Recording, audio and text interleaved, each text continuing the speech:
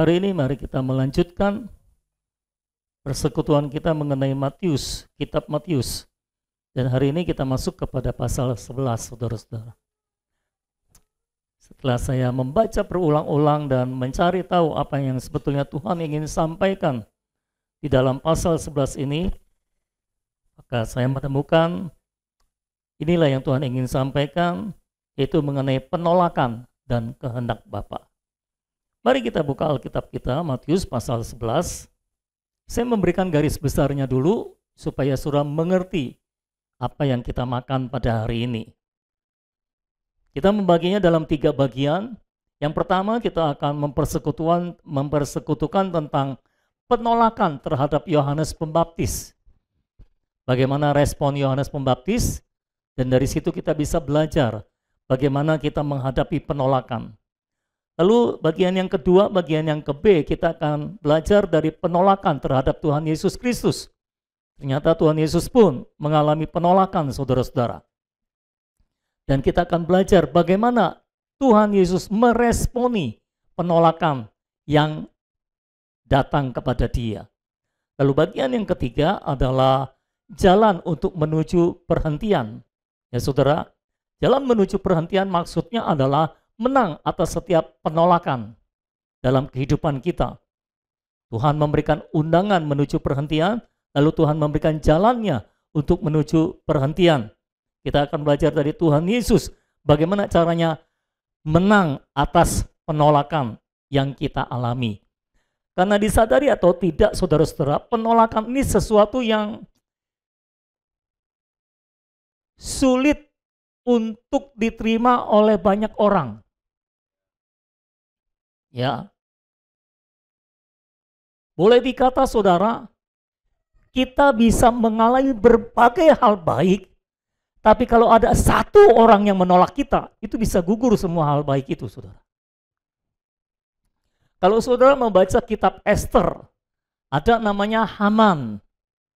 Saudara tahu Haman? Haman sekali waktu dikaruniai oleh raja. Dia tangan kanan raja. Oh, hal-hal besar diberikan kepada dia. Lalu semua orang menghormati dia. Tapi di situ ada satu orang yang tidak mau menghormati dia, namanya Mordekai. Saudara tahu itu kan? Ketika satu orang ini saja menolak untuk menghormati dia, menolak Haman, itu semua sukacitanya, semua penghargaan yang diberikan oleh raja runtuh semua. Haman pulang dengan duka cita, dia pulang dengan muka masam sampai istrinya tanya, kamu kenapa? Lalu dia cerita, raja memberikan penghargaan yang luar biasa bagiku. Semua orang menghormati aku, cuma satu orang Yahudi itu nggak mau menghormati aku. Dia menolak aku, namanya Mordekai. Dan sejak saat itu, dia bikin perencanaan untuk menggantungkan Mordekai di tiang gantungan. Tapi kita tahu ceritanya Tuhan membalikkan keadaan, sehingga akhirnya Hamanlah yang digantung di tiang gantungan yang dia sediakan untuk Mordekai. Dari contoh itu saya cuma mau menyampaikan bahwa dalam hidup kita seringkali penolakan menjatuhkan kita. Penolakan membuat kita kecewa dan membuat kita kehilangan semua yang telah kita terima daripada Tuhan. Dan itu sebabnya seringkali penolakan menggagalkan kemenangan kita. Dan hari ini kita akan belajar untuk berjalan menuju perhentian, di mana sekalipun semua orang menolak kita, kita tetap bisa berkemenangan di dalam Tuhan. Amin, saudara-saudara. Daud berkata, sekalipun ayahku dan ibuku menolak aku, sekalipun semua orang menolak aku, namun Tuhan ada di pihakku. Dan itu sebabnya Daud menjadi pemenang. Amin, saudara-saudara. Yuk kita belajar sama-sama. Bagian pertama dulu kita masuki penolakan terhadap Yohanes Pembaptis. Ini ada di dalam ayat 2 sampai ayat yang ke-11. Lalu ini juga kita bagi dalam beberapa bagian, beberapa prinsip yang bisa kita pelajari. Yang pertama adalah jangan sampai penolakan orang terhadap kita malah memunculkan penolakan kita terhadap Tuhan. Nah, ini yang kita harus jagai, saudara-saudara. Jangan sampai penolakan orang terhadap kita malah memunculkan penolakan kita terhadap Tuhan. Kita ditolak oleh Tuhan, lalu kita kecewa terhadap Tuhan, dan akhirnya kita menolak Tuhan. Ini berbahaya. Itu sebabnya, ayo kita perhatikan sama-sama ayatnya, ayat 2 sampai ayat yang ke-6 dari pasal 11, kitab Matius. Matius pasal 11, mulai ayat 2 sampai ayat yang ke-6, saya akan membaca sambil menjelaskan kepada saudara. Ayat 2, di dalam penjara, Yohanes mendengar tentang pekerjaan Kristus. Nah, saudara-saudara, Yohanes melayani begitu luar biasa. Ya, kalau saudara baca pasal-pasal 3 dari kitab Matius, itu pelayanan Yohanes berkhotbah di padang gurun. Semua orang menghormati dia. Tapi para pemimpin Yahudi menolak dia dan sampai akhirnya memasukkan dia ke dalam penjara. Orang-orang politik Herodes juga menolak dia, memasukkan dia ke dalam penjara. Jadi sekarang Yohanes Pembaptis ada dalam sebuah penjara penolakan, boleh dibilang seperti itu. Dan di dalam penjara karena penolakan itu, nah, harap diketahui ketika kita ada di dalam penjara itu sama sekali nggak enak. Saya tahu saya belum pernah ada di penjara, tapi saya tahu pasti itu tidak enak, saudara-saudara. Tidak enak sama sekali. Itu penderitaan, penekanan, dan sebagainya. Nah, ketika ada dalam penderitaan itu, pastilah Yohanes Pembaptis berdoa ya saudara. Kalau saudara ada di penjara berdoa nggak? Berdoa, doanya apa? Tuhan tolong saya, tolongnya maksudnya ngapain Tuhan? Oh, minta dibebaskan dari penjara. Saya rasa pasti Yohanes Pembaptis berdoa seperti itu supaya dia dibebaskan dari penjara. Betul ya saudara, kira-kira seperti itulah. Tapi ternyata nggak bebas-bebas. Lalu di dalam penderitaan itu, dia mendengar di luar penjara tentang pekerjaan Kristus. Kita tahu Yohanes Pembaptis adalah perintis dari Kristus.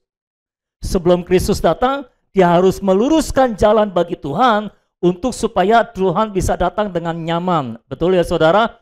Jadi Yohanes Pembaptis adalah pelopor jalan bagi Tuhan. Nah, si pelopor telah mempromosikan Tuhan kita. Ya, dia berkata, inilah anak domba Allah yang menghapus dosa dunia. Dan setelah dia merintis jalan bagi Tuhan, dia dipenjara. Dan orang yang dirintisnya sekarang pelayanan dengan penuh luar biasa, ya saudara-saudara, melakukan pekerjaan-pekerjaan ajaib di luar penjara. Yohanes mendengar semua itu, dan pertanyaan yang pasti muncul dalam hatinya adalah, mengapa dia tidak datang untuk menolongku? Kan gitu saudara-saudara. Itu sebabnya ayat 3, ia menyuruh murid-muridnya bertanya kepadanya. Jadi waktu murid-muridnya besuk Yohanes di penjara, Yohanes bilang, tolong tanyain sama Tuhan Yesus itu, tanyanya begini, engkaukah yang akan datang itu, atau haruskah kami menantikan orang lain? Maksudnya adalah, tolong tanyakan kepada Tuhan, apakah dia itu betul-betul Mesias, atau kita harus menunggu yang lain?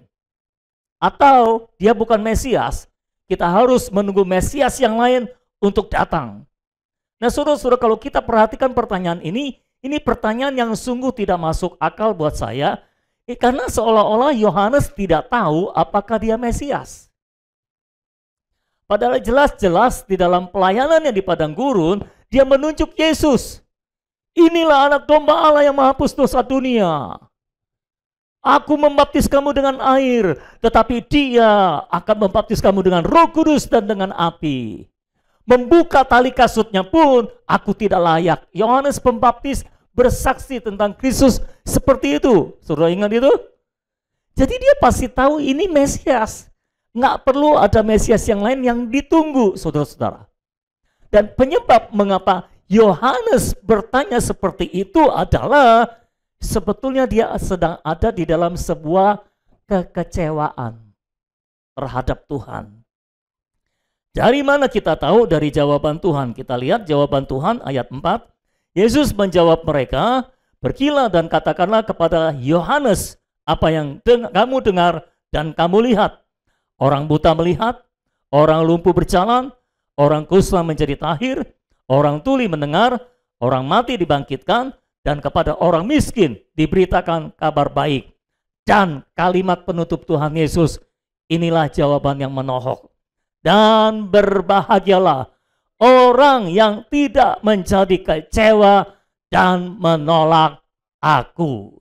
Artinya Tuhan Yesus tahu kenapa Yohanes suruh murid-muridnya datang kepada dia untuk bertanya dan meragukan kemesiasannya. Tuhan tahu Yohanes sedang ada dalam kekecewaan terhadap dia. Mengapa? Karena Tuhan tidak menolong Yohanes. Dan inilah yang seringkali terjadi dalam hidup kita. Kita ditolak oleh Tuhan, kita ditolak oleh manusia, oleh orang-orang di sekitar kita.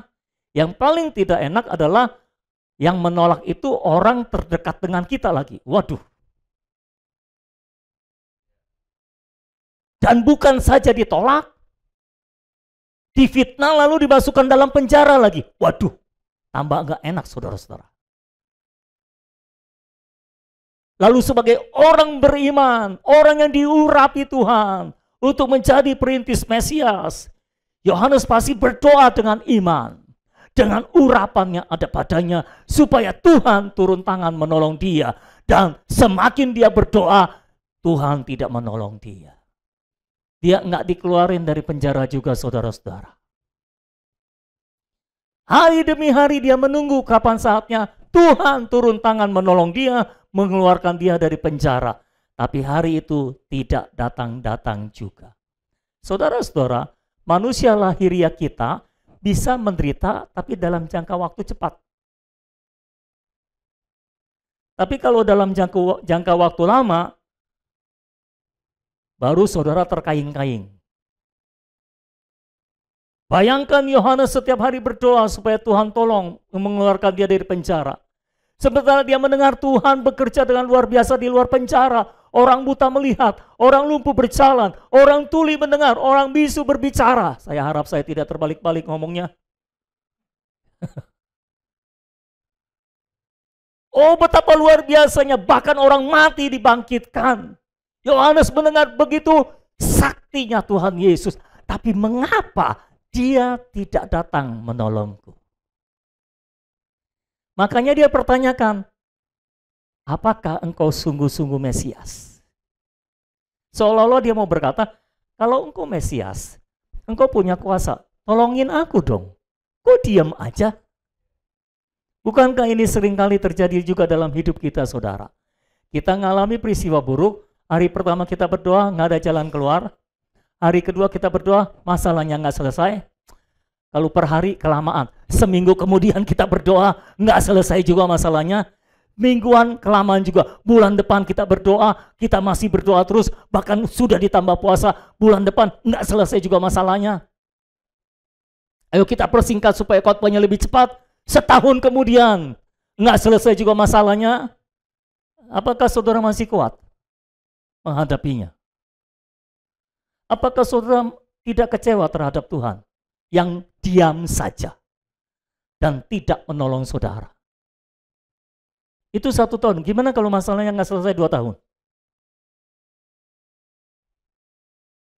Masih tidak kecewa? Oh, tahun ketiga, saudara merasa iman saudara begitu naik tinggi dan saudara yakin, apalagi kebetulan saudara terima nubuatan dari seorang hamba Tuhan lagi bahwa masalahnya akan selesai tuntas. Oh, saudara klaim janji Tuhan, gedor-gedor sorga. Tapi tahun ketiga tidak terjadi apa-apa juga. Bagaimana? Masih kuat bertahan? Atau kecewa? Bagaimana kalau tahun keempat belum selesai juga masalahnya? Bagaimana kalau tahun kelima belum selesai juga masalahnya? Supaya lebih singkat, dalam kasus Yohanes, bagaimana kalau pada akhirnya Yohanes tidak dibebaskan dari penjara tapi dipenggal kepalanya? Apakah saudara masih menyembah Tuhan? Apakah saudara masih bersyukur kepada Tuhan? Apakah saudara masih memuji Tuhan? Atau saudara kecewa dan menolak Tuhan. Makanya Tuhan Yesus bilang, berbahagialah orang yang tidak kecewa dan menolak aku. Karena Yohanes sedang ada dalam keadaan kecewa terhadap Tuhan. Dia berharap Tuhan datang. Makin dia berharap, Tuhan nggak ngelirik sama sekali, saudara-saudara. Dia coba merangsang Tuhan dengan mengutus murid-muridnya datang kepada Tuhan dan bertanya, apakah engkau Mesias? Seperti kita kalau datang sama Tuhan, Tuhan, apakah engkau Allah? Di mana kuasamu? Apakah engkau masih punya kuasa? Kita pertanyakan kealahannya Allah supaya kita merangsang dia untuk bekerja bagi kita, betul? Kita memaksa dia untuk menggunakan kuasanya untuk menolong kita. Tapi kita dapati semakin kita jengking-jengking, teriak-teriak supaya Allah menolong, Allah makin cool sepertinya. Pernah ngalami seperti itu? Pernah. Lumayan enak kan saudara-saudara? Ditambah sudah berdoa bertahun-tahun, masalahnya nggak selesai-selesai selama bertahun-tahun. Apakah engkau masih bisa bertahan? Atau engkau kecewa dan menolak Tuhan?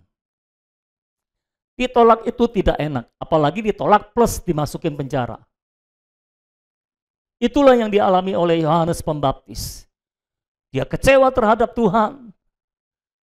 Itu sebabnya tadi saya berkata dalam poin pertama ini, jangan sampai penolakan orang lain terhadap kita malah memunculkan penolakan kita terhadap Tuhan.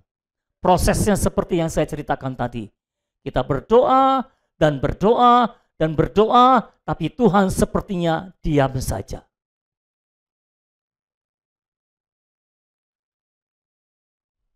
Sampai kita menyerah.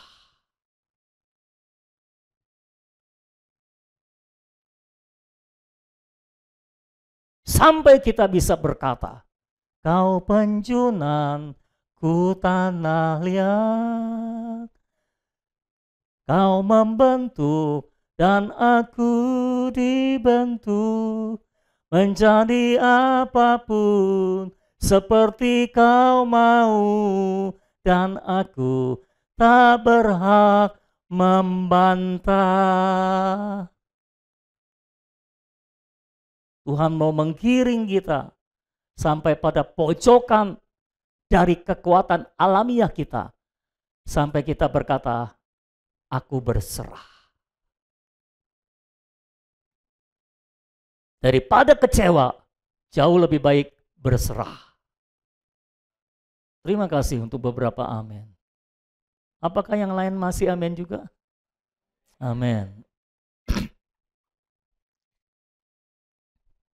Seringkali itulah yang kita lakukan. Kita berusaha merangsang Tuhan untuk melakukan sesuatu bagi kita. Namun semakin kita merangsangnya, semakin dia diam, semakin dia diam 1000 bahasa. Asal saudara tahu, sejauh yang saya kenal, Tuhan jarang bergerak berdasarkan perasaan. Ya sering kali bergerak berdasarkan hukum dan berdasarkan kedaulatannya. Itu sebabnya tidak ada satupun orang bisa memaksa dia untuk bergerak.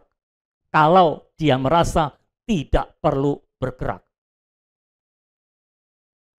Termasuk kita pun. Lalu mungkin saudara bertanya, lalu kenapa kita berdoa? Buat apa kita berdoa dong? Oh, saudara tetap harus perlu berdoa, karena siapa tahu Tuhan mau menolong saudara, dan memang perlu menolong saudara. Tapi dalam kasus Yohanes, Tuhan tidak menolong Yohanes sampai kepalanya dipenggal. Oh haleluya. Biar Tuhan memberikan belas kasihannya kepada kita, supaya kita tetap setia kepada Tuhan, walaupun Tuhan tidak membantu kita, walaupun Tuhan tidak mengeluarkan kita dari penjara penolakan, mungkin sampai pada akhirnya sampai kepala kita dipenggal sekalian. Tapi itulah iman.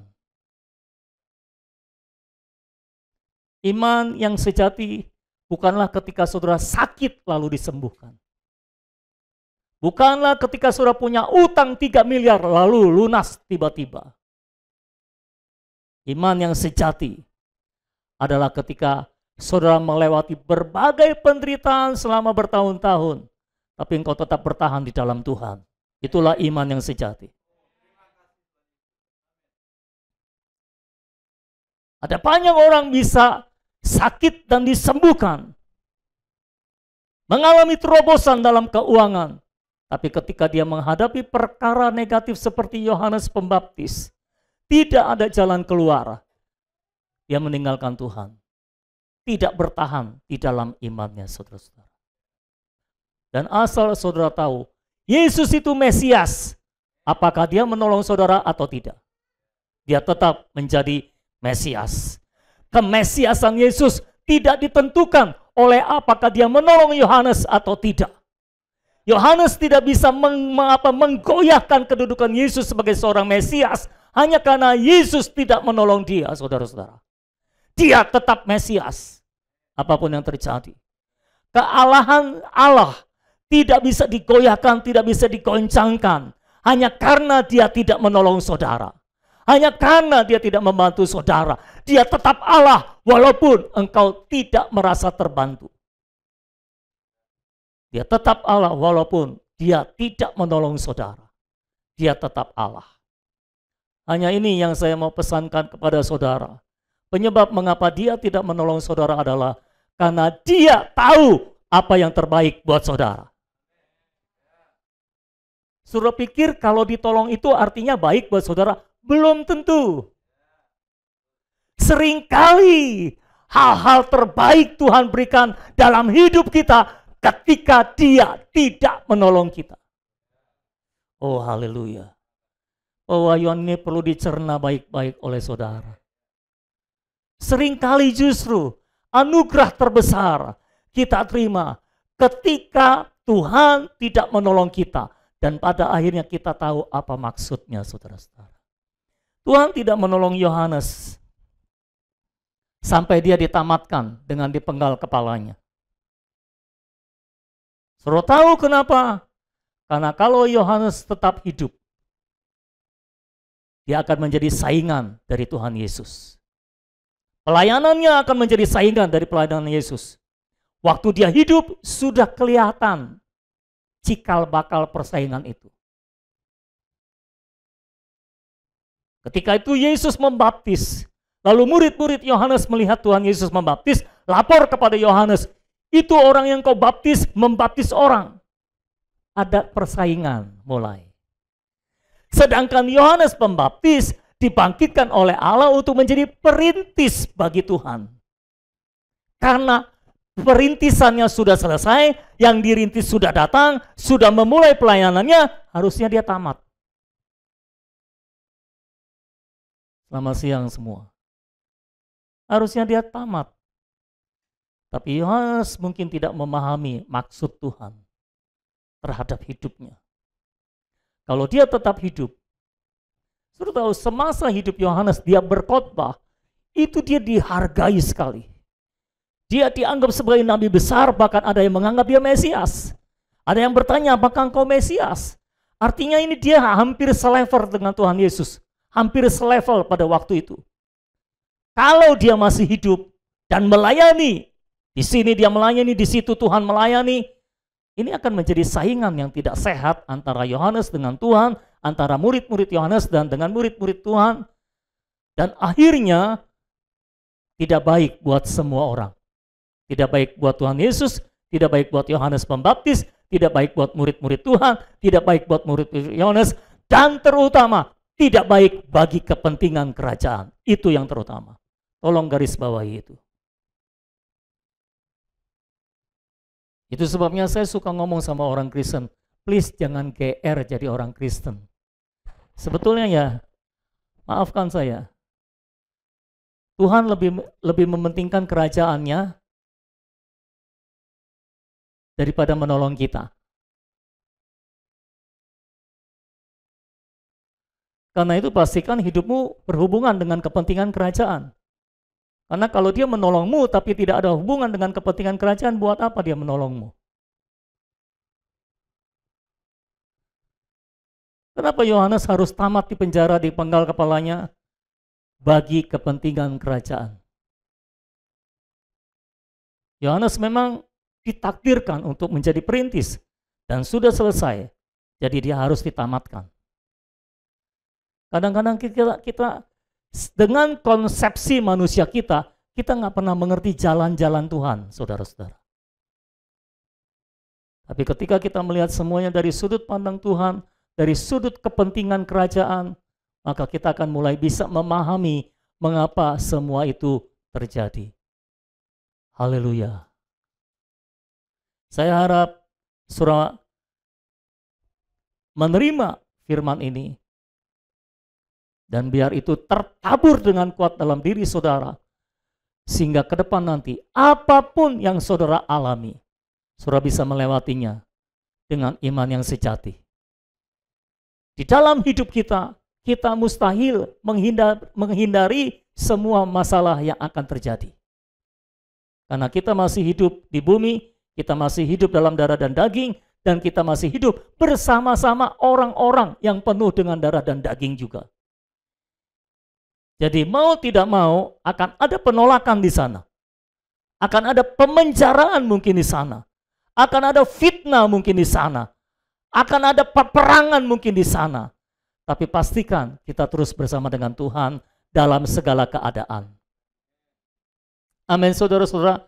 Jangan sampai penolakan orang terhadap kita malah membuat kita kecewa terhadap Tuhan karena Tuhan tidak menolong kita, lalu memunculkan kecewa terhadap Tuhan, menolak Tuhan. Itu yang sering kali terjadi dalam hidup kita, tapi hari ini biar Tuhan menyelamatkan kita semua. Amin, saudara-saudara. Ya, jangan kecewa terhadap Tuhan. Kalau dia tidak menolong, artinya ada yang lebih baik buat saudara. Artinya ada rencana Tuhan yang lebih baik buat saudara. Apa yang harus saudara lakukan? Saudara cuma perlu berkata, ku percaya kasih-Mu, ku percaya setiamu, ku percaya jalan-Mu, sempurna bagiku. Amin, saudara-saudara. Itulah yang hanya perlu kita katakan kepada Tuhan. Tuhan, bahkan sekalipun aku harus ditamatkan seperti Yohanes Pembaptis, aku tahu dan percaya itulah yang terbaik bagiku, itulah yang terbaik bagi orang-orang sekelilingku, itulah yang terbaik bagi gereja Tuhan, bagi kepentingan kerajaannya. Dan itulah yang terutama yang kita harus kejar, kepentingan gereja Tuhan dan kerajaannya. Amin, saudara-saudara. Yang kedua, ketika ada dalam pelayanan, seringkali kita begitu perkasa. Namun saat ada dalam penjara penolakan, kita menjadi begitu lemah. Ini pelajaran yang kita bisa pelajari dari kehidupan Yohanes ketika mengalami penolakan.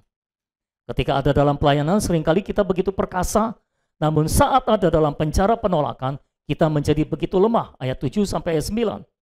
Setelah murid-murid Yohanes pergi, mulailah Yesus berbicara kepada orang banyak itu tentang Yohanes. Untuk apakah kamu pergi ke padang gurun? Padang gurun bicara tentang pelayanan Yohanes sebelum dia dipenjara. Pelayanan yang begitu spektakuler dan penuh dengan kuasa. Sampai semua orang datang dan bertanya kepadanya, apa yang harus kami lakukan untuk bertobat? Bahkan orang Farisi, imam-imam, para tentara, prajurit datang kepadanya untuk bertobat, saudara, dan dibaptis. Jadi itulah padang gurun. Untuk apa kamu pergi ke padang gurun? Melihat bulu yang digoyangkan angin kian kemari? Atau untuk apakah kamu pergi? Melihat orang yang berpakaian halus? Orang yang berpakaian halus itu tepatnya di istana raja. Jadi untuk apakah kamu pergi? Melihat nabi? Benar. Dan aku berkata kepadamu, bahkan lebih daripada nabi. Saudara-saudara, di sini Tuhan Yesus sebetulnya memuji Yohanes Pembaptis, tapi di sisi yang lain ada beberapa hal yang tersembunyi juga yang perlu disingkapkan bagi kita. Dia berkata, untuk apa kamu pergi ke padang gurun? Melihat Yohanes Pembaptis itu, melihat bulu yang digoyangkan angin kian kemari, dia menunjuk bahwa ketika di padang gurun, Yohanes itu bukan seperti buluh yang digoyangkan angin kian kemari. Dia adalah orang yang perkasa ketika di padang gurun. Tapi sekarang ketika ada dalam penjara, dia menjadi buluh yang digoyangkan angin kian kemari. Dia ada dalam kegalauan dan kekecewaan terhadap Tuhan. Lalu Tuhan juga menunjukkan, Yohanes itu bukan seperti orang yang berpakaian halus yang adanya di tempat istana raja. Orang berpakaian halus memperlihatkan orang yang lemah, yang cuma ngendon di istana raja, boleh bilang gitu.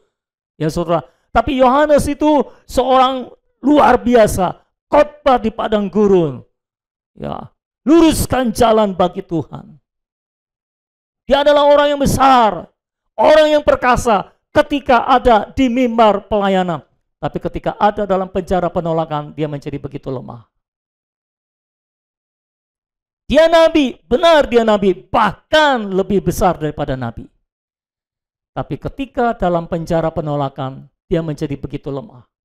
Itulah yang seringkali terjadi juga dalam kehidupan kita, khususnya para hamba Tuhan, yang khususnya para hamba Tuhan yang tidak hidup di dalam hayat ilahi, yang tidak bertumbuh dalam hayat ilahi, cuma mengandalkan pengurapan ilahi. Itu sebabnya berhati-hatilah saudara-saudara. Yang paling penting dari hidup kita bukanlah ketika kita ada di depan sini, tetapi ketika kita ada di bawah situ. Saya ulangi, yang paling penting dari hidup kita bukanlah ketika ada di depan sini dalam pelayanan, tetapi ketika kita ada dalam kehidupan sehari-hari menghadapi kehidupan. Itu yang paling penting dan menentukan. Saya bisa bicara, begitu ada banyak hamba Tuhan yang ketika di depan sini begitu perkasa, begitu diurapi, begitu luar biasa. Tapi dalam kehidupan sehari-hari dia menjadi hamba Tuhan yang cengeng, ngambekan, apalagi disakiti orang, cerita kemana-mana, termasuk cerita di mimbar. Lemah dalam menghadapi pencobaan hidup, lemah dalam menghadapi tekanan, penderitaan.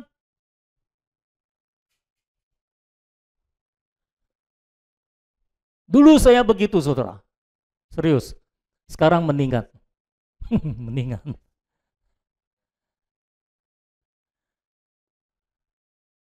Dulu di depan saya begitu perkasa. Semua orang mengenal saya orang yang perkasa. Wah, pahlawan iman, mantap. Tapi dalam menghadapi masalah kehidupan sehari-hari, orang-orang tidak tahu saya banyak menangis di hadapan Tuhan. Menangis bukan karena dijamah Tuhan, tapi menangis karena cengeng, mengasihani diri sendiri. Tapi puji Tuhan, beberapa tahun belakangan ini saya tidak ingat kapan saya menangis karena masalah. Puji Tuhan, Tuhan telah menghapuskan air mataku, sekalipun aku belum ada di sorga. Nanti kalau ada di sorga, benar-benar terhapus, saudara.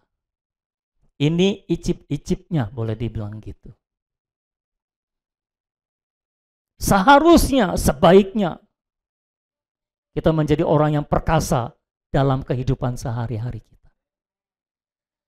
Apapun tantangan yang terjadi, apapun masalah yang terjadi di hadapan kita, sepahit apapun, kita bisa melewatinya bersama dengan Tuhan. Kita bisa melewatinya dengan hayat ilahi, dengan iman yang sejati. Amin, saudara-saudara. Jangan menjadi orang Kristen yang dikit-dikit, tolong doakan saya kena pencobaan, tolong doakan saya jatuh lagi, jatuh lagi, jatuh bangun. Jatuh bangun itu capek, saudara. Tolong doakan saya turun lagi, kapan naiknya? Ayo jadi orang Kristen yang perkasa dalam kehidupan sehari-hari. Bukan cuma ketika dalam pelayanan. Beberapa mungkin menjadi kesaksian hidupnya juga. Ya, ketika saudara sehari-hari, saudara begitu lemah menghadapi pencobaan. Tapi kalau ketika mimpin pujian di depan, kelihatan kuat banget. Mantap. Saudara berkata, Saudara-saudara, saya merasa ada di sorga. Wis.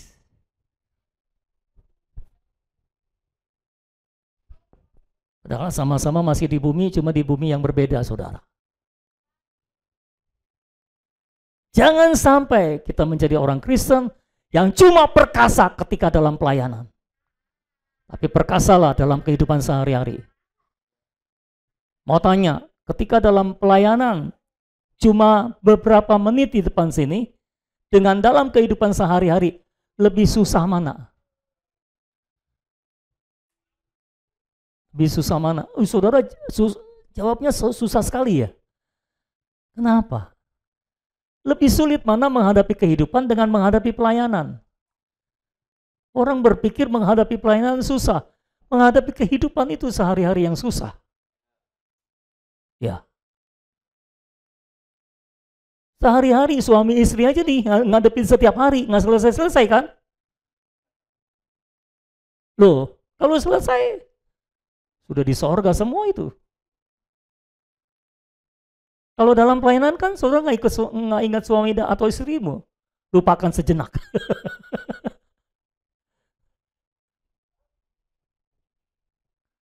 Susah menghadapi kehidupan sehari-hari.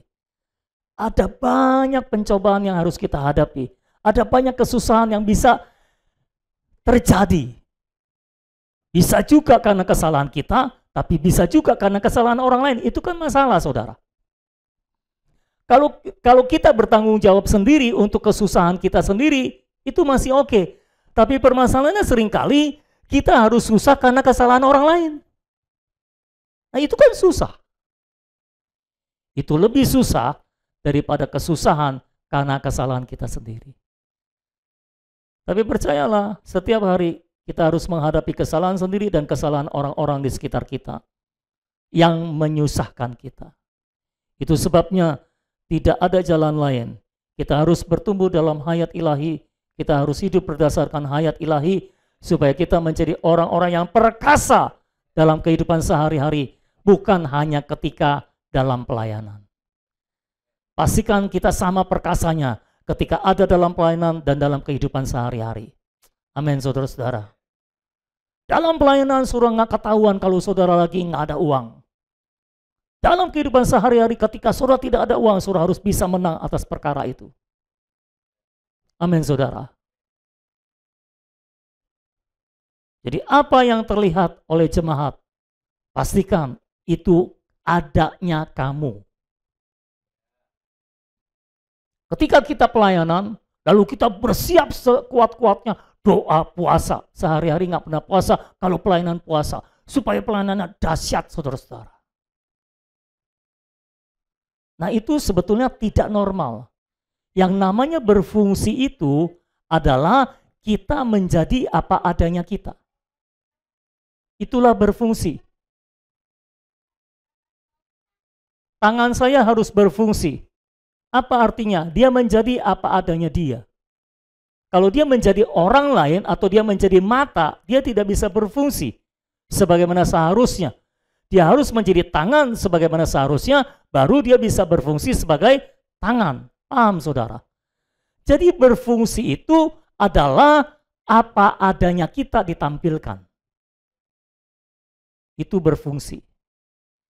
Kalau untuk berfungsi, kita harus ngegas sampai sedalam-dalamnya baru bisa berfungsi. Itu tidak normal, saudara. Tapi ketika apa adanya kita tampil dan kita berfungsi, itulah fungsi yang sejati. Itulah fungsi yang sesungguhnya. Amin. Sudah paham apa yang saya sampaikan? Yang ketiga, seseorang menjadi lebih besar atau lebih kecil tergantung pada hubungannya dengan Kristus. Ini prinsip. Seseorang menjadi lebih besar atau lebih kecil tergantung pada hubungannya dengan Kristus. Ayat 11. Ayat 11. Saudara masih mengikuti saya? Oke. Aku berkata kepadamu, sesungguhnya di antara mereka yang dilahirkan oleh perempuan tidak pernah tampil seorang yang lebih besar daripada Yohanes Pembaptis. Jadi Yohanes lebih besar dari semua nabi yang pernah ada. Namun yang terkecil dalam kerajaan sorga lebih besar daripadanya. Penyebab mengapa Yohanes lebih besar dari semua orang sebelum dia adalah Karena Yohanes lebih dekat kepada Yesus. Yohanes ini adalah perintis Tuhan Yesus Kristus. Hubungannya dekat. Jelas ya saudara? Tapi Yohanes yang lebih besar daripada semua orang yang pernah dilahirkan oleh perempuan, kalau dibandingkan dengan yang terkecil dalam kerajaan sorga, maka yang terkecil dalam kerajaan sorga itu lebih besar daripada Yohanes. Mengapa? Karena yang terkecil dalam kerajaan sorga menerima hayat ilahi. Sedangkan Yohanes belum waktu itu. Kristusnya ada di dalam. Kalau Yohanes nempel dengan Kristus, tapi Kristusnya tidak ada di dalam. Tapi orang yang terkecil dalam kerajaan sorga, Kristusnya di dalam. Lebih dekat mana? Lebih dekat orang yang terkecil dalam kerajaan sorga. Makanya dia menjadi lebih besar. Jadi tolong dipahami, faktor penentu apakah saudara menjadi lebih besar atau lebih kecil, bukan kemampuan kita, bukan prestasi kita, tapi Kristus. Faktor penentunya adalah Kristus di dalam kita. Saya ulangi sekali lagi, faktor penentunya adalah Kristus di dalam kita. Sejauh mana hubungan kita dengan Kristus, itu bisa membuat kita jadi lebih besar atau jadi lebih kecil. Itu sebabnya penolakan dan penerimaan kita terhadap Kristus itu juga menentukan apakah kita jadi lebih besar atau jadi lebih kecil. Karena ketika kita menolak Tuhan, maka hubungan sama Tuhan nggak baik. Betul ya?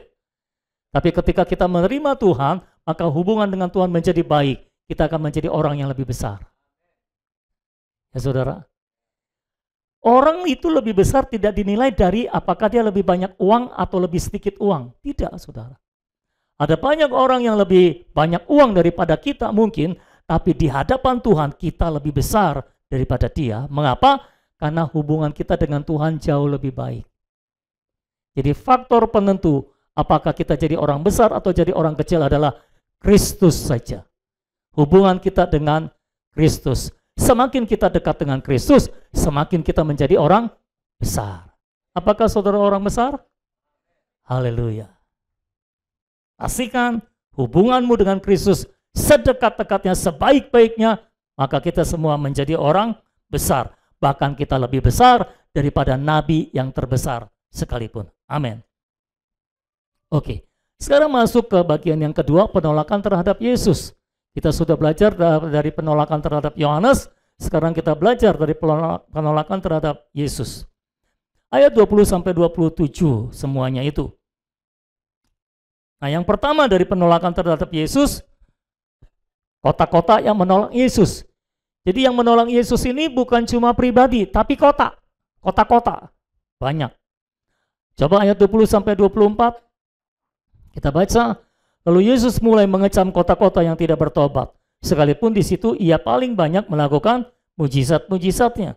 Celakalah engkau Korazim, celakalah engkau Betsaida.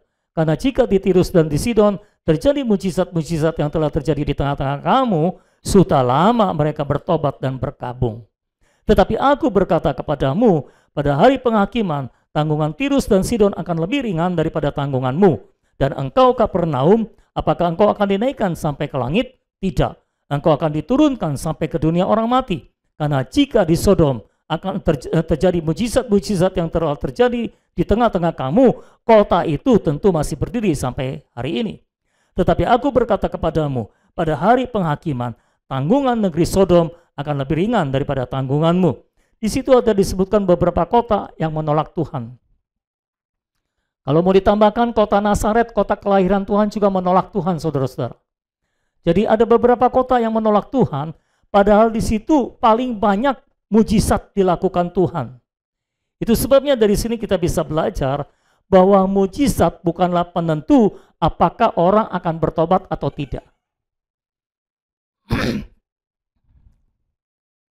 Saya ulangi, mujizat bukanlah penentu apakah orang akan bertobat atau tidak. Jangan saudara berpikir kalau kita menginjil kita harus bikin mujizat. Tidak harus. Biarkan Tuhan yang bikin mujizat dan bukan saudara. Kalau Tuhan merasa perlu bikin mujizat, biarlah dia akan menyertai saudara dengan mujizatnya saudara-saudara. Karena terbukti di kota-kota yang Tuhan Yesus paling banyak bikin mujizat, justru kota-kota itu yang menolak Tuhan mentah-mentah. Ya saudara-saudara, jadi ketika kita memberitakan Injil Kerajaan, fokuslah pada beritanya, fokuslah pada Kristusnya, bukan pada mujizatnya. Mujizat akan menyertai kita ketika dibutuhkan, akan Tuhan kerjakan. Amin. Oke, yang kedua, Tuhan Yesus mengucap syukur atas penolakan itu. Inilah respon yang Tuhan Yesus kerjakan. Ayat 25. Ayat 25, semua di situ? Semua ada di situ? Pada waktu itu berkatalah Yesus, "Aku bersyukur kepadamu Bapa, Tuhan langit dan bumi, karena semuanya itu Engkau sembunyikan bagi orang bijak dan orang pandai, tetapi Engkau nyatakan kepada orang kecil." Ketika kota-kota itu menolak Tuhan Yesus bersyukur. Jadi kalau ada orang-orang yang menolak kita, kita seharusnya bersyukur. Haleluya. Tapi kok cuma beberapa yang bersyukur tadi ya? Coba saya ulangi. Ketika orang-orang menolak kita, kita harusnya bersyukur. Haleluya. Memuji Tuhan, mengakui pekerjaan Tuhan. Tuhan bilang, "Aku bersyukur kepadamu Bapa, Tuhan langit dan bumi. Semuanya itu Engkau sembunyikan bagi orang bijak dan orang pandai." Apa semuanya itu? Pewahyuan tentang Tuhan. Sembunyikan bagi orang bijak dan orang pandai ini mengacu kepada orang-orang di kota-kota yang menolak Tuhan itu. Tetapi Engkau nyatakan kepada orang kecil. Orang kecil mengacu kepada murid-murid Tuhan yang menerima pewahyuan Tuhan. Jadi saudara-saudara, Tuhan Yesus memahami bahwa penolakan itu sesuatu yang harus disyukuri juga. Haleluya. Saya harap saudara bisa menangkap ini. Biasanya saudara kalau bersyukur itu kalau apa? Diberkati. Aku diberkati, sepanjang hidupku diberkati. Amin 12 kali. Yes 3 kali. Langsung jadi pria sejati. Apalagi saudara kalau bersyukur, kalau apa tadi saya bilang? Ya kalau diberkati. Kita bersyukur kalau diberkati gitu kan. Tapi ini bersyukur kalau ditolak. Kasih tahu orang yang di sebelah saudara, kalau kamu ditolak harusnya kamu bersyukur. Amin. Amin. Ini dilanjutkan dengan amin gitu loh. Jangan ketawa. Bukannya amin malah ketawa. Tuhan bersyukur bahwa ini Tuhan sembunyikan bagi orang bijak dan orang pandai, tapi Tuhan nyatakan kepada orang kecil. Kadang-kadang kita memberitakan Injil kepada orang-orang bijak dan orang pandai, mereka tidak bertobat. Bukan karena Injil kurang kuasa, bukan karena mereka terlalu pinter, tapi karena Tuhan masih sembunyikan pewahyuan tentang Tuhan kepada mereka. Tapi kadang-kadang kalau kita bicara dengan orang kecil, tahu-tahu terima gitu ya. Nggak usah kecewa. Itu pekerjaan Tuhan juga. Entah orang kecil yang bertobat, entah orang bijak dan pandai yang bertobat, kita sama-sama bersyukur. Memuji Tuhan. Diterima kita bersyukur, ditolak kita juga bersyukur. Haleluya. Puji Tuhan. Jadi jangan kalau diterima, puji Tuhan, haleluya, ditolak.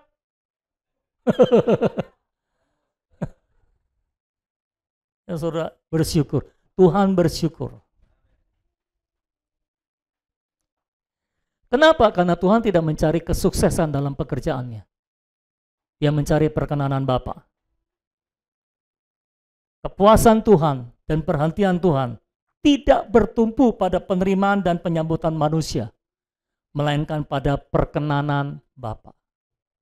Itu sebabnya orang terima dia bersyukur, orang menolak dia juga bersyukur. Karena dia hidup berdasarkan perkenanan Bapa, bukan penyambutan atau penerimaan manusia. Nah, kita ini kadang-kadang kalau disambut kita luar biasa bersyukur, sukacita puji Tuhan, tapi kalau ditolak kita nggak bisa memuji Tuhan. Kita nggak bisa bersyukur, saudara-saudara. Tapi Tuhan memberikan contoh yang baik bagi kita, dia bersyukur ketika ditolak. Amin, saudara-saudara. Dan dia bersyukur, dia berkata, aku bersyukur kepadamu Bapa, Tuhan langit dan bumi. Perhatikan kalimat ini, Tuhan langit dan bumi. Atau artinya Tuhan yang empunya langit dan bumi. Nah, dalam Alkitab, saudara-saudara, ketika umat Allah dikalahkan oleh musuhnya, maka Allah seringkali disebut Allah semesta langit. Saudara bisa baca di situ. Tapi kalau ada orang yang berdiri bagi kepentingan Allah, maka Allah disebut Allah yang empunya langit dan bumi. Tuhan langit dan bumi. Misalnya saya kasih contoh dalam Nehemia pasal 1 ayat yang keempat. Nehemia 1 ayat 4. Ketika aku dengar berita itu atau berita ini, duduklah aku menangis dan berkabung selama beberapa hari. Aku berpuasa dan berdoa ke hadirat Allah semesta langit. Ya saudara, disebut Allah semesta langit karena waktu itu Nehemia mendengar berita tembok Yerusalem roboh dan belum dibangun kembali. Jadi dia berkabung dan berpuasa. Dia menghadap ke hadirat Allah semesta langit. Dia memanggil Allah sebagai Allah semesta langit. Tapi ketika ada manusia yang berdiri bagi Tuhan di bumi, maka Allah disebut Allah yang empunya langit dan bumi atau possessor. Kejadian 14 ayat 22 sampai 23 contoh ayatnya. Tetapi kata Abram kepada raja negeri Sodom itu, aku bersumpah demi Tuhan Allah yang maha tinggi, pencipta langit dan bumi. Ini terjemahan bahasa Inggrisnya, pencipta di sini possessor, yang empunya langit dan bumi. Kurang tepat sebetulnya kalau pencipta. Ya, aku tidak akan mengambil apa-apa dari kepunyaanmu itu, sepotong benang atau tali kasut pun tidak, supaya engkau jangan dapat berkata, aku telah membuat Abram menjadi kaya. Abram nggak mau dibilang kekayaannya datang dari musuhnya. Ya, itu sebabnya dia berdiri bagi kepentingan Allah, dia memanggil Allahnya sebagai Allah pemilik langit dan bumi. Allah yang empunya langit dan bumi. Ketika Tuhan Yesus berkata, aku bersyukur kepadamu Bapa, Tuhan langit dan bumi. Tuhan yang empunya langit dan bumi. Artinya Tuhan sedang berdiri bagi kepentingan Bapa di atas muka bumi ini. Amin, saudara-saudara. Yang ketiga, penolakan adalah kehendak dan perkenanan Bapa. Tolong tulis sebagaimana adanya, jangan diganti. Penolakan adalah kehendak dan perkenanan Bapa. Ayat 26 berkata, ya Bapa, itulah yang berkenan kepadamu. Apa itu di situ? Yang berkenan kepadamu, ya penolakan itu, saudara. Kenapa? Karena ini menyiratkan bahwa kota-kota yang menolak Yesus itu, kenapa mereka menolak Yesus? Karena Bapa tidak berkenan memberikan mereka kepada Yesus. Ini masalah perkenanan Bapa. Oke? Oke, kita bandingkan dengan Yohanes 6 ayat 44a. Bandingkan Yohanes 6 ayat 44a supaya sudah jelas. Tidak ada seorang pun yang dapat datang kepadaku jikalau ia tidak ditarik oleh Bapa yang mengutus aku. Jadi penyebab mengapa mereka menolak Tuhan Yesus adalah karena mereka tidak ditarik Bapa kepada Tuhan Yesus. Dan penyebab mengapa murid-murid menerima Yesus adalah karena mereka ditarik oleh Bapa kepada Yesus. Dan perhatikan baik-baik. Mengapa saudara semua ada di sini pada hari ini adalah karena Bapa menarik engkau. Bukan karena kehebatan saudara, bukan karena kelebihan saudara, karena Bapa menarik engkau kepada Kristus. Itu saja, dan tidak ada yang lain. Itu sebabnya Tuhan bersyukur ketika ditolak, karena dia tahu itulah yang berkenan kepada Bapa. Ini masalah perkenanan Bapa. Ini masalah kehendak Bapa. Aku bersyukur kepadamu Tuhan karena ditolak oleh kota-kota itu. Karena inilah yang engkau kehendaki. Kira-kira seperti itu. Nah, terus terang saudara. Ketika kita berkata, kita diberkati dengan limpah. Katakan apa? Tuhan diberikan, saudara diberikan oleh Tuhan rumah baru. Oh, haleluya. Mau? Mau. Udah punya rumah masih mau lagi coba. Kalau rumah cepat maunya saudara. Masuk penjara mau?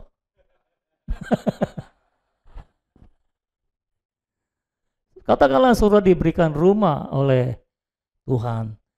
Sangat gampang untuk kita berkata, inilah kehendak Bapa.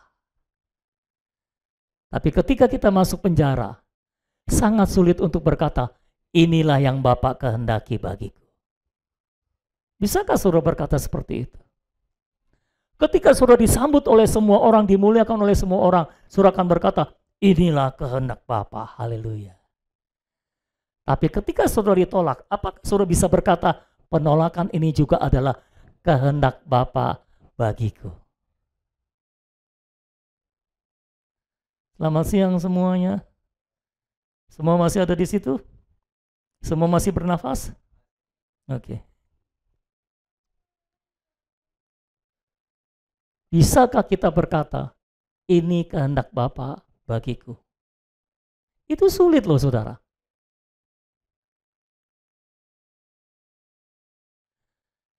Ketika saudara sehat, sembuh, saudara bisa berkata, ini kehendak Bapa bagiku. Tapi ketika saudara sakit tidak sembuh-sembuh, apakah saudara masih bisa berkata, ini kehendak Bapa bagiku?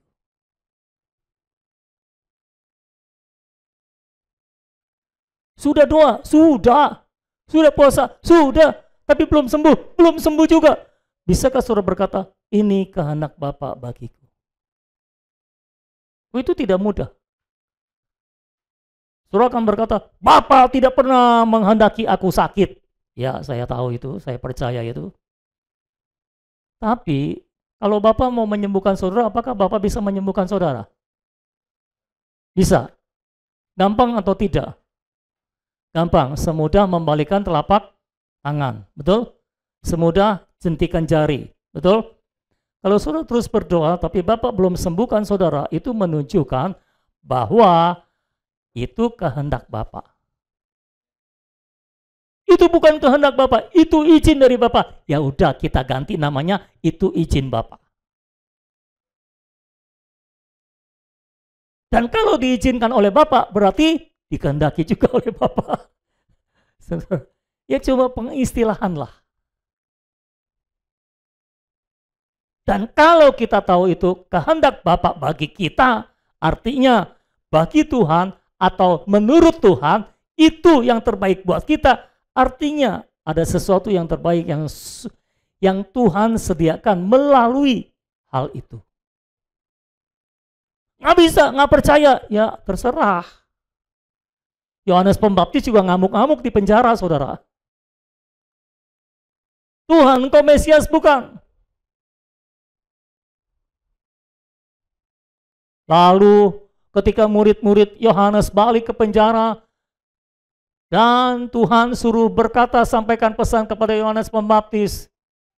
Tuhan bilang, apa yang kamu lihat? Orang buta disembuhkan, orang buta melihat, orang tuli mendengar, orang bisu bicara, orang lumpuh berjalan, orang mati dibangkitkan. Tambah gondok dia. Iya, kuasanya begitu dahsyat. Kenapa tidak datang menolong aku? Tapi ada pesan terakhir dari Tuhan. Apa itu? Berbahagialah orang yang tidak kecewa dan menolak aku. Plak. Langsung kena saudara. Udah nggak bisa ngomong apa-apa lagi kalau gitu. Karena Tuhan tahu dia sedang kecewa dan menolak Tuhan. Jangan sampai semua peristiwa buruk yang menimpa hidup saudara membuat saudara kecewa dan membuat saudara menolak Tuhan dengan berbagai alasan. Amin, saudara-saudara. Oke, yang keempat, mengenal Allah semata-mata adalah perkara pewahyuan, bukan pembelajaran. Mengenal Allah semata-mata adalah perkara pewahyuan, bukan pembelajaran. Semua telah diserahkan, ayat 27. Sudah? Ayat 27. Semua telah diserahkan kepadaku oleh Bapakku, dan tidak seorang pun mengenal anak selain Bapa. Perhatikan, tidak seorang pun mengenal anak selain Bapa. Jadi yang kenal Bapa itu cuma anak, yang kenal anak itu cuma Bapa. Betul ya? Dan tidak seorang pun mengenal Bapa selain anak. Jadi yang kenal Bapa itu cuma anak, nggak ada yang lain. Ini saudara harus nangkep benar-benar nih saudara. Yang kenal anak, yang kenal Tuhan Yesus itu cuma Bapa. Selain itu nggak ada yang kenal dia. Yang kenal Bapa itu cuma anak. Selain itu nggak ada yang kenal dia. Dan orang yang kepadanya anak itu berkenan menyatakannya. Kalau anak itu berkenan menyatakan kepada Sony, Sony akan mengenal Bapa. Kalau Bapa berkenan menyatakan itu kepada Aci, Aci akan mengenal anak. Tapi kalau Bapak tidak menyatakannya, kita mau belajar sampai kepala kita botak semua, kita nggak bakal mengenal anak. Karena perkara mengenal Allah itu perkara pewahyuan, bukan pembelajaran. Itu sebabnya kita harus mohon supaya Tuhan membelas kasihani kita, membuat kita, mewahyukan kepada kita sang anak, sang Bapa, supaya kita mengenal Dia. Amin, saudara-saudara. Jadi untuk kita bisa mengenal Bapa, Tuhan Yesus harus datang kepada kita dan mewahyukan Bapa. Dan untuk kita bisa mengenal Kristus, Bapa harus datang kepada kita dan mewahyukan Kristus. Dalam Matius pasal 16 ayat 17, ketika Tuhan bertanya, siapakah aku menurut engkau? Lalu Petrus menjawab, engkau adalah Mesias, anak Allah yang hidup. Lalu Tuhan jawab begini di dalam ayat 17, kata Yesus kepadanya, berbahagialah engkau Simon bin Yunus, sebab bukan manusia yang menyatakan itu kepadamu, melainkan Bapakku yang di sorga. Kenapa Petrus bisa mengenal Yesus sebagai Mesias, anak Allah yang hidup? Karena Bapa menyatakan kepadanya. Kalau Bapa tidak menyatakan kepadanya, Petrus tidak akan mengenal Kristus. Jadi kalau kita mengenal Bapa, kalau kita mengenal anak, itu bukan karena kita rajin belajar, bukan karena otak kita pintar, tapi karena pewahyuan. Karena kalau kita bisa mengenal Bapa cuma karena otak kita pintar, pendidikan kita tinggi, tentu Tuhan tidak adil, saudara-saudara. Kasihan dong orang desa yang nggak sekolah, nggak bisa kenal orang, nggak bisa kenal Allah. Kasihan dong orang yang tidak punya ijazah tinggi, nggak bisa mengenal Allah. Tapi karena Allah itu adil, bukan berdasarkan otak pintar atau otak bodoh, bukan berdasarkan ijazah, bukan berdasarkan pembelajaran, tapi berdasarkan pewahyuan. Orang pintar, orang bodoh bisa mengenal Allah kalau Tuhan mewahyukannya. Berdoalah supaya saudara sungguh-sungguh mengenal Allah berdasarkan pewahyuan. Supaya saudara betul-betul mengenal Allah. Karena kalau saudara mengenal Allah cuma dari pembelajaran, itu cuma doktrin dan tidak terlalu berguna buat saudara. Tapi kalau saudara mengenal Allah dari pewahyuan, itu akan menggelorakan hidup saudara. Itu akan membakar hidup saudara. Amin, saudara-saudara. Itu sebabnya Tuhan berkata, aku memuji engkau, karena engkau sembunyikan bagi orang bijak dan orang pandai, dan kau nyatakan kepada orang-orang kecil. Jadi Bapa berkenan menyatakan kepada orang-orang kecil tentang Kristus, sehingga mereka mengenal Kristus. Ya saudara, jadi karena mengenal Allah adalah soal pewahyuan, itu semata-mata pekerjaan Allah, bukan pekerjaan kita. Oke? Kita boleh menyampaikan tentang Kristus, tapi kalau Roh Kudus tidak mewahyukannya, nggak bisa juga. Karena itu ketika kita memberitakan tentang Kristus, berdoalah supaya Roh Kudus mewahyukan ini kepada semua orang yang mendengarkannya. Saya berdoa hari ini Roh Kudus akan mewahyukan itu kepada saudara semua. Amin, saudara. Yang ke C, bagian yang ketiga, jalan menuju perhentian. Itu terdapat dalam ayat 28-30. Saya masuk kepada undangan perhentiannya dulu. Undangannya ada di dalam ayat 28. Tuhan mengundang, marilah kepadaku semua yang letih lesu dan berbeban berat. Aku akan memberi kelegaan kepadamu. Jadi Tuhan mengundang semua yang letih lesu dan berbeban berat, datang padaku, aku akan memberikan kelegaan kepadamu. Letih lesu di sini atau jerih lelah, ini mengacu kepada jerih lelah untuk memelihara hukum Taurat. Karena ini Tuhan sedang berhadapan dengan orang-orang Farisi juga. Dia bicara tentang jerih lelah untuk memelihara perintah hukum Taurat dan peraturan-peraturan agama. Juga ini bicara tentang jerih lelah untuk berjuang supaya sukses dalam segala pekerjaan. Itu jerih lelah. Dan pada prinsipnya, semua orang yang berjerih lelah pasti memikul beban berat. Ya. Semua orang yang memelihara hukum Taurat dengan ketat itu memikul beban berat. Mereka letih lesu dan berbeban berat. Semua orang yang memelihara peraturan agama, menjaga peraturan agama dengan ketat, mereka berbeban berat. Dan semua orang juga yang kepengen sukses, kerja keras untuk sukses, berjerih lelah untuk sukses, mereka juga punya beban berat. Dan Tuhan berkata, kalau engkau letih lesu dan berbeban berat, karena memelihara hukum-hukum agama, karena mengejar kesuksesan, ayo datang kepadaku. Ayo datang kepadaku, aku memberi kelegaan kepadamu. Kelegaan di situ perhentian. Aku memberi perhentian kepadamu, aku memberi kelegaan kepadamu, saudara-saudara. Tuhan Yesus mengundang, ayo datang kepadaku. Aku memberi kelegaan kepadamu. Ya saudara-saudara. Lalu ayo sekarang kita langsung masuk pada jalan menuju perhentian. Ada dalam ayat 29 dan 30. Pikulah kuk yang kau pasang dan belajarlah padaku, karena aku lemah lembut dan rendah hati, dan jiwamu akan mendapat ketenangan atau perhentian. Sebab kuk yang kau pasang itu enak, dan bebanku pun ringan. Jadi jalan menuju perhentian ada dua. Yang pertama, memikul kuk yang Tuhan pasang. Yang kedua, belajar daripada Tuhan untuk lemah lembut dan rendah hati. Nah, perhatikan baik-baik. Memikul kuk yang Tuhan pasang, maksudnya adalah melakukan kehendak Bapa. Ya, itulah yang dilakukan oleh Tuhan. Itu sebabnya ketika ditolak, dia menerima itu sebagai kehendak Bapa. Dia mau melakukan kehendak Bapa, dia mau memikul kehendak Bapa. Jadi sebetulnya undangan Tuhan kepada semua yang letih lesu dan berbeban berat, ini adalah masalah pertukaran beban. Kamu punya beban, aku juga punya beban. Kalau kamu datang kepadaku, kan beban kamu itu berat. Beban kamu itu melelahkan.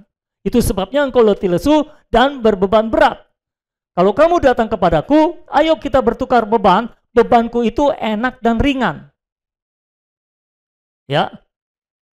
Jadi aku ambil bebanmu dan aku taruh bebanku untuk engkau pikul, supaya engkau tidak lagi memikul beban yang berat, tapi beban yang enak dan ringan. Perhatikan baik-baik. Semua orang pada akhirnya harus memikul beban. Tidak ada satupun orang di dunia ini yang tidak memikul beban. Semua pada dasarnya memikul beban. Cuma pertanyaannya sekarang, beban yang saudara pikul itu bebannya siapa? Jelas nggak nih saudara? Kalau saudara merasa beban itu begitu berat, itu menunjukkan itu bebannya saudara.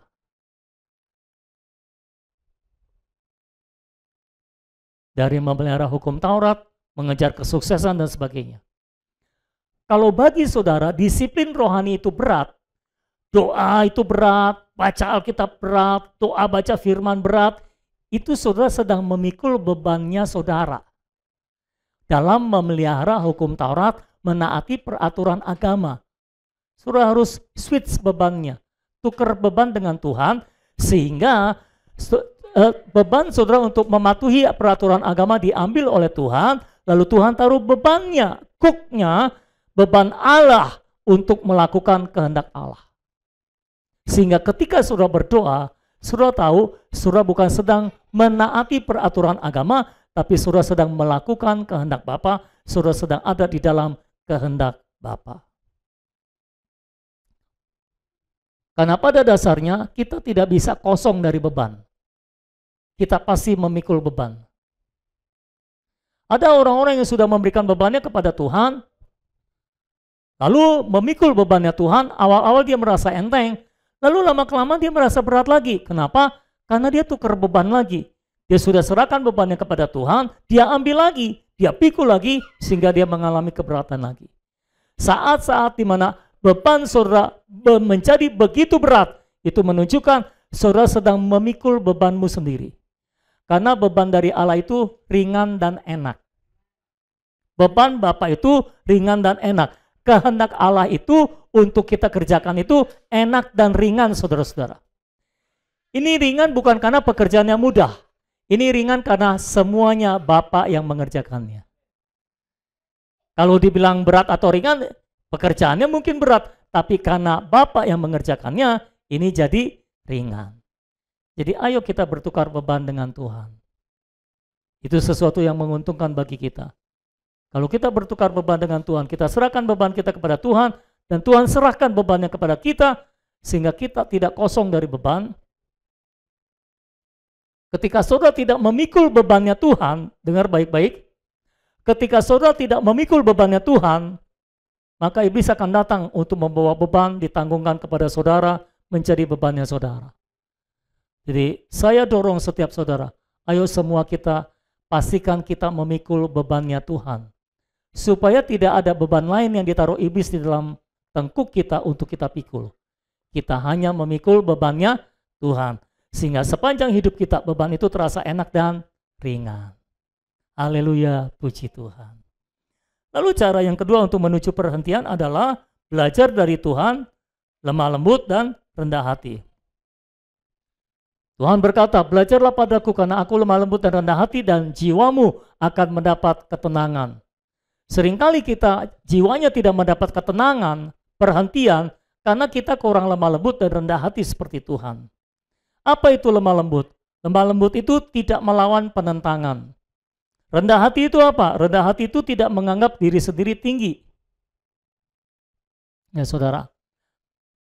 Nah ketika ditentang terhadap semua penentangan, Tuhan itu lemah lembut. Dia tidak melawan. Dan terhadap semua penolakan, dia rendah hati, sepenuhnya taat pada kehendak Bapa. Bayangkan kalau Tuhan Yesus tidak rendah hati. Loh Tuhan ini kuasanya dahsyat loh saudara. Itu kota-kota menolak dia, waduh. Jangan kata Tuhan, murid-muridnya aja lewatin Samaria. Samaria menolak Tuhan, murid-muridnya langsung berkata, Tuhan mereka menolak kita, mereka menolak engkau. Kita turunkan api dari langit, itu murid-murid Tuhan. Tapi Tuhan itu lemah lembut dan rendah hati. Dia nggak turunkan api dari langit ketika orang menolak dia. Ya, jangan sampai saudara seperti murid-murid. Orang menolak saudara, bakar. Main bakar aja saudara. Belajar dari Tuhan, karena Tuhan itu lemah lembut dan rendah hati. Nah, jika kita melawan saat ditentang dalam pelayanan, atau marah dan kecewa saat mengalami penolakan, jiwa kita itu tidak akan mendapat ketenangan.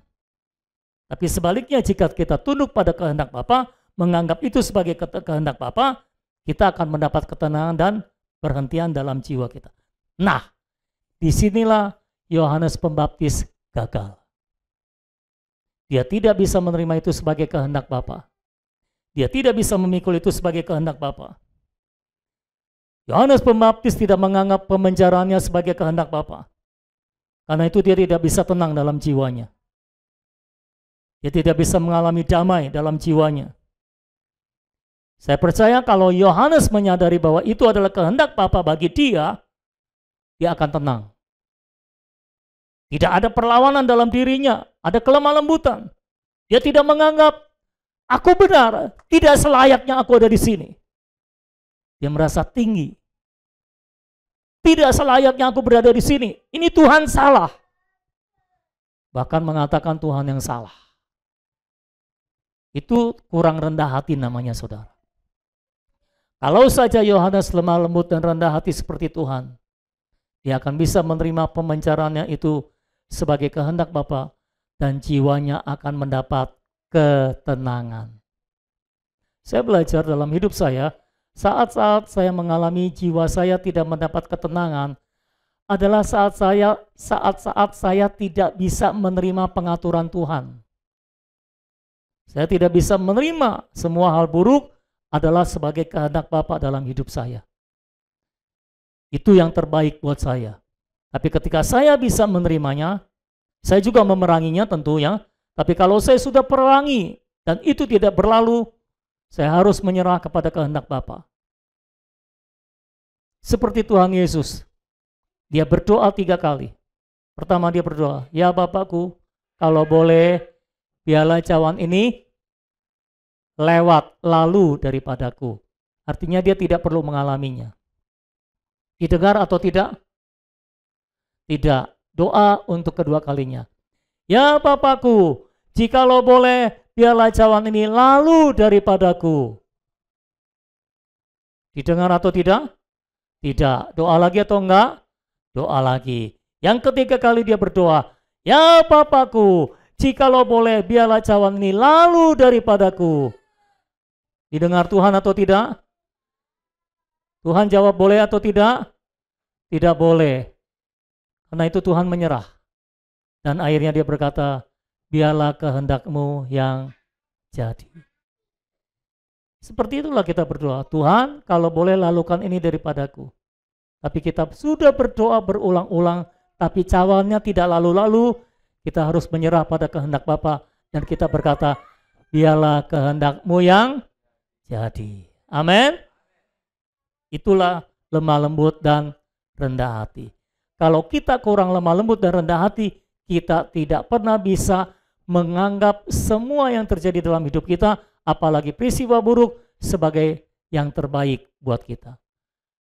Sebagai kehendak Bapa bagi kita.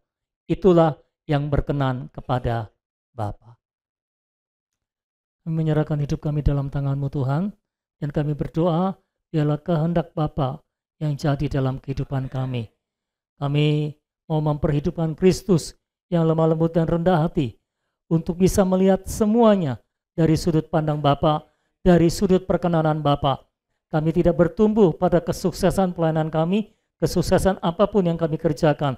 Kami bertumpu pada perkenanan Bapa. Kalau Bapa berkenan, walaupun kami tidak sukses secara ukuran dunia, kami senang Tuhan. Kami bersuka cita, kami bersyukur, kami memuji pekerjaan Bapa di dalam kehidupan kami. Tuhan, atas semua yang sudah Engkau izinkan terjadi dalam hidup kami bersyukur, kami memuji pekerjaan-Mu, ya Bapa Tuhan yang empunya langit dan bumi.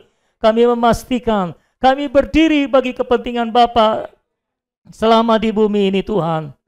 Tuhan terus urapi kami, pakai kami menjadi bejana kemuliaan Allah untuk mengekspresikan Allah lewat hidup kami.